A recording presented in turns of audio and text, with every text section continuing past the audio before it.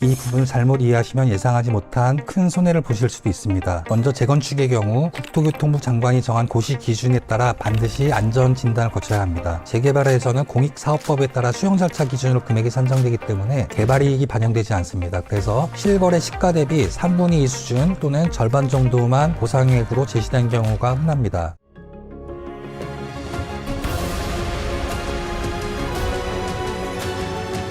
법정에서는 치열하게, 의뢰인에게는 친근하게. Frontier. 안녕하세요. 재개발, 재건축, 그리고 부동산 소송을 전문으로 맡고 있는 법무법인 프론티어 문을 변호사입니다.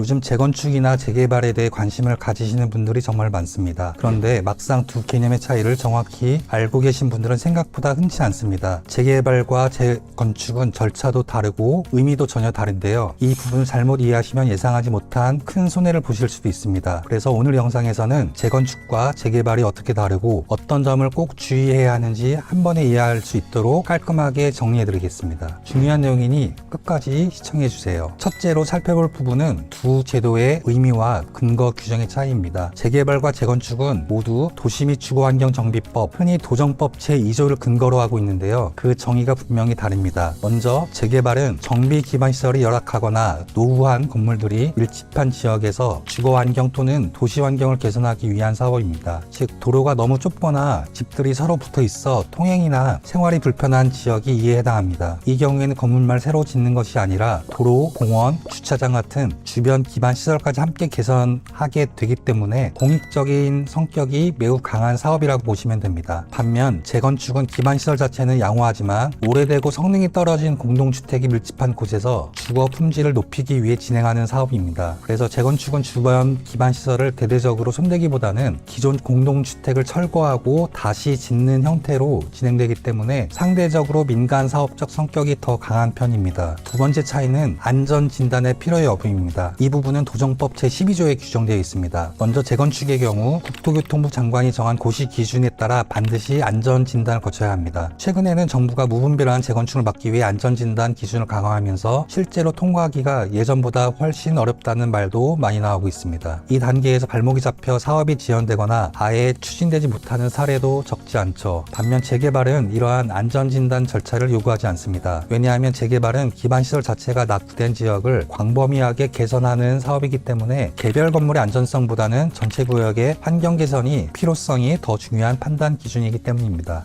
그리고 세 번째 차이는 주거 이전비와 영업 보상비 지급 여부입니다. 먼저 주거 이전비는 주민들이 다른 곳으로 옮겨야 하는 번거로움과 비용을 공익적인 관점에서 보전해주는 제도입니다. 이 부분 재개발에서는 인정되지만 재건축에서는 인정되지 않습니다. 재개발 구역 내에서 실제로 거주하는 소유자나 임차인에게 지급되는 것으로 주거 안정과 사회보장 차원의 지원이라고 보시면 됩니다. 다음으로 영업보상비 역시 재개발에서만 인정됩니다. 다만 보상을 받기 위해서는 사업인정 고시일 이전부터 영업을 하고 있었다는 사실을 입증해야 합니다. 특히 매출이 적거나 세금 신고가 제대로 되어 있지 않은 영세 사업장의 경우 보상액이 매우 낮게 책정될 수 있기 때문에 매출 자료, 임대차 계약서, 세금 계산서 등 입증 자료를 최대한 확보해 제출하는 것이 중요합니다. 참고로 많은 분들이 헷갈리시는 이주비는 재개발과 재건축 모두에서 받을 수 있습니다. 구역을 떠나 임시로 거처를 옮길 때 필요한 비용을 무이자로 대출해주는 제도이며 향후 건물이 완공되어 입주할 때 다시 상환하셔야 됩니다. 네 번째 차이는 조합원이 되지 않겠다는 소유자를 어떻게 처리하는지, 즉 비조합원에 대한 절차입니다. 먼저 재건축의 경우를 보면 조합 설립 단계에서 조합원이 되지 않겠다는 의사를 밝히면 조합원이 되지 않습니다. 그 이후 조합이 해당 소유자에게 매도 청구를 할 수 있고 이때 개발이익이 반영된 시가 상당액으로 보상을 받게 됩니다. 여기서 핵심은 개발이익을 포함한 금액으로 보상받는다는 점입니다. 그래서 재건축에서는 비조합원이라고 하더라도 일정 수준 이상의 보상이 가능하죠. 반면 재개발은 절차가 다릅니다. 재개발 지역에서는 일단 조합원이 되는 게 원칙입니다. 이후 분양 신청 기간에 신청을 하지 않으면 자동으로 조합원 조합원 지위에서 제외되고 현금 청산 대상이 됩니다. 문제는 이 현금 청산 금액입니다. 재개발에서는 공익사업법에 따라 수용 절차 기준으로 금액이 산정되기 때문에 개발이익이 반영되지 않습니다. 그래서 실거래 시가 대비 3분의 2 수준 또는 절반 정도만 보상액으로 제시된 경우가 흔합니다. 이렇게 산정된 보상액이 지나치게 낮다라고 판단되시면 보상금 증액 소송을 통해 금액을 다투어야 합니다. 이 부분은 다음 영상에서 더 자세히 설명드리겠습니다. 다섯 번째 차이는 입주권을 받을 수 있는 요건입니다. 먼저 재건축의 경우 입주권을 받기 위해서는 토지와 건물을 모두 소유하고 있어야 합니다. 둘 중 하나만 갖고 있으면 입주권이 나오지 않기 때문에 소유 형태를 정확하게 확인하는 것이 매우 중요합니다. 반면 재개발은 훨씬 폭넓게 인정됩니다. 토지나 건물 중 하나만 소유가 있어도 입주권이 나오고 지상권을 가진 경우에도 입주권이 인정됩니다. 심지어 이건 안 되겠지 싶은 무허가 건축물도 요건을 충족하면 입주권이 나옵니다. 단 무허가 건축물이라고 하더라도 건축물 대장에 등록되어 있거나 오랜 기간 실제로 존재해왔다는 사실이 입증돼야 됩니다. 요즘은 항공사진 자료로 과거 존재 여부를 쉽게 확인할 수 있기 때문에 이런 부분까지 꼼꼼하게 검토할 필요가 있습니다.